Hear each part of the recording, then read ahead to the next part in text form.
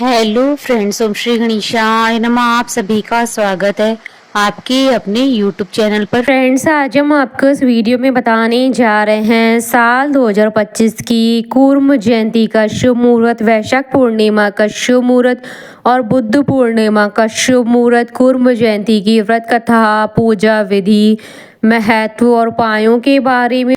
Friends, video शुरू करने से पहले आपसे रिक्वेस्ट है, अगर आप हमारे चैनल पर नए हैं और आपने अभी तक चैनल को सब्सक्राइब नहीं किया है तो प्लीज़ सब्सक्राइब कीजिएगा चैनल को, साथ ही प्रेस कीजिएगा बेल आइकन को, जिससे नए वीडियोस से रिलेटेड नोटिफिकेशन आपको तुरंत प्राप्त हो सके। और वीडियो पसंद आने पर वीडियो को लाइक और शेयर जरूर कीजिएगा ताकि सभी भक्तों को इस वीडियो का लाभ प्राप्त हो सके। और कमेंट बॉक्स में जय श्री कृष्णा जरूर लिखिएगा। कूर्म जयंती भगवान विष्णु की कूर्मा अवतार से संबंधित है। कूर्म जयंती वैशाख शुक्ल पूर्णिमा को पड़ती है।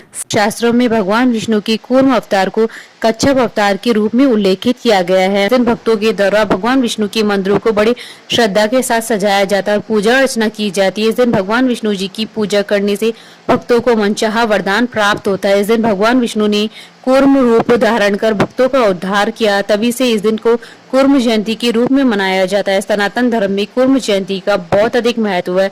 अगर इस दिन गृह निर्माण का कार्य किया जाए तो वह पूरा हो जाता है और बहुत ही शुभ भी माना जाता है। यदि किसी के घर में वास्तु दोष हो तो इस दिन वास्तु दोष को बहुत आसानी से दूर किया जा सकता है। इस दिन भगवान विष्णु जी की पूजा करने से बिगड़े हुए काम बनने लगते हैं। कूर्म जयंती के दिन समुद्र मंथन के दौरान भगवान विष्णु की कूर्म अवतार की मदद से ही देवताओं को अमृत दिलवाने में सहयोग किया था। भगवान श्री विष्णु ने कूर्म अर्थात कच्छप के रूप में अपना दूसरा अवतार लिया था। भगवान श्री हरि विष्णु के 10 अवतारों में कूर्म अवतार दूसरा अवतार है। समुद्र मंथन में श्री विष्णु की इस अवतार की महत्वपूर्ण भूमिका रही थी। कूर्म जयंती पर श्री विष्णु भगवान के इस अवतार की पूजा आराधना करना अत्यंत शुभ और मंगलकारी माना जाता है और इस दिन व्रत रखने की परंपरा भी है। फ्रेंड्स, अब आइए जानते हैं कूर्म जयंती की पूजा विधि के बारे में। यह दिन श्री विष्णु के भक्तों के लिए बहुत ही शुभ और पवित्र होता है। इस दिन श्री विष्णु जी की पूजा आराधना करने का बहुत अधिक धार्मिक महत्व माना गया है। श्री विष्णु भगवान की आराधना इस दिन अवश्य करनी चाहिए। विष्णु सहस्त्र नाम का पाठ करें। इस दिन व्रत भी रख सकते हैं। पवित्र नदियों में स्नान करने का विशेष महत्व बताया गया है। कूर्म जयंती के दिन ब्राह्मणों को भोजन करवाने और दान देने का धार्मिक महत्व माना गया। इस दिन निर्धनों को दान दे किसी भी शुभ कार्य को प्रारंभ करने के लिए दिन अत्यंत शुभ माना जाता है। फ्रेंड्स, अब आइए जानते हैं साल 2025 की कूर्म जयंती, वैशाख पूर्णिमा और बुद्ध पूर्णिमा की शुभ मुहूर्त के बारे में। हिंदू पंचांग के अनुसार साल 2025 में कूर्म जयंती, वैशाख पूर्णिमा और बुद्ध पूर्णिमा का व्रत 12 मई 2025 सोमवार के दिन है। वैशाख शुक्ल पूर्णिमा तिथि प्रारंभ होगी 11 मई 2025 को रात्रि 8:01 पर और वैशाख शुक्ल पूर्णिमा तिथि का समापन होगा 12 मई 2025 को रात्रि 10:25 पर। कूर्म जयंती की पूजा का शुभ मुहूर्त रहेगा शाम 4:21 से शाम 7:03 तक। कुल अवधि 2 घंटे 42 मिनट है। चंद्रोदय का समय रहेगा शाम 6:57 पर और ब्रह्म मुहूर्त रहेगा सुबह 4:08 से सुबह 4:50 तक और अभिजीत मुहूर्त रहेगा सुबह 11:51 से दोपहर 12:45 तक और विजय मुहूर्त रहेगा दोपहर 2:33 से दोपहर 3:27 तक और गोधूली मुहूर्त रहेगा शाम 7:02 से शाम 7:23 तक और अमृतकाल का मुहूर्त रहेगा रात्रि 11:18 से अगले दिन सुबह 1:05 तक और रवि योग रहेगा सुबह 5:32 से सुबह 6:17 तक। फ्रेंड्स, आप हमारे चैनल पर ज्वाइन बटन को दबाकर हमारे चैनल के मेंबर भी बन सकते हैं। हम हमारे चैनल के मेंबर्स के कमेंट्स को टॉप प्रायोरिटी पर रखकर उनका रिप्लाई करते हैं। फ्रेंड्स, अब आइए जानते हैं कूर्म जयंती की कथा के बारे में।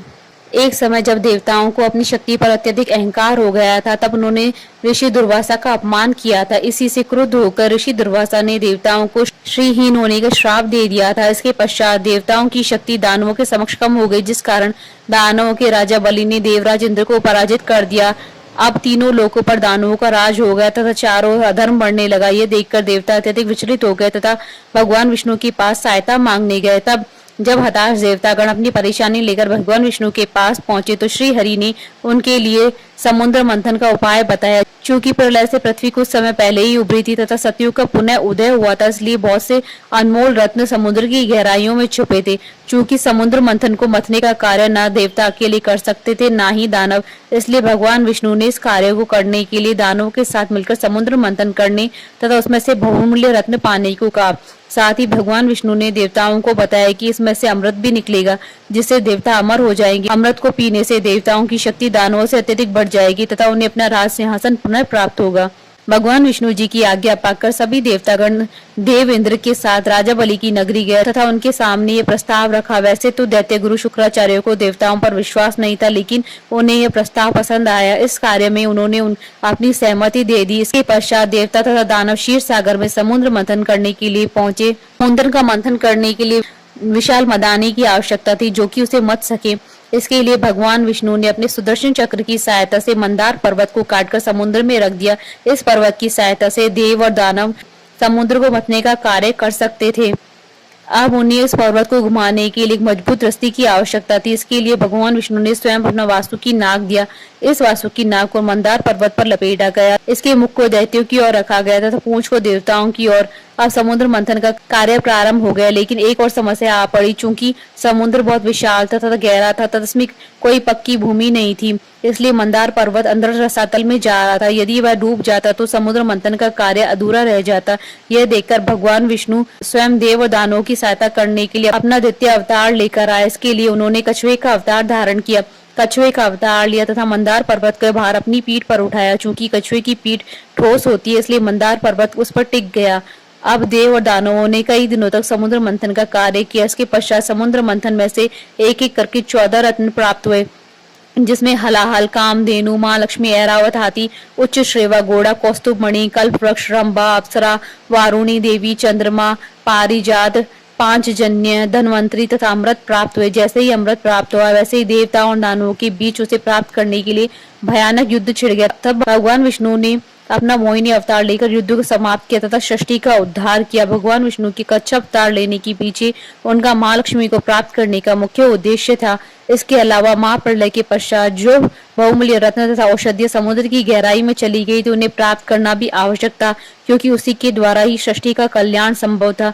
इसके अलावा किसी भी प्रकार की बुराई अर्थात दैत्यों का उपयोग अच्छाई के कार्य के लिए किया जा सके, यह भी दिखाना भी इस अवतार की विशेषता थी। बोलिए भगवान विष्णु जी की जय, सनातन धर्म की जय। हमारे साथ इस वीडियो में अंत तक बने रहने के लिए आपका धन्यवाद। ओम श्री गणेशाय नमः। जय श्री कृष्णा।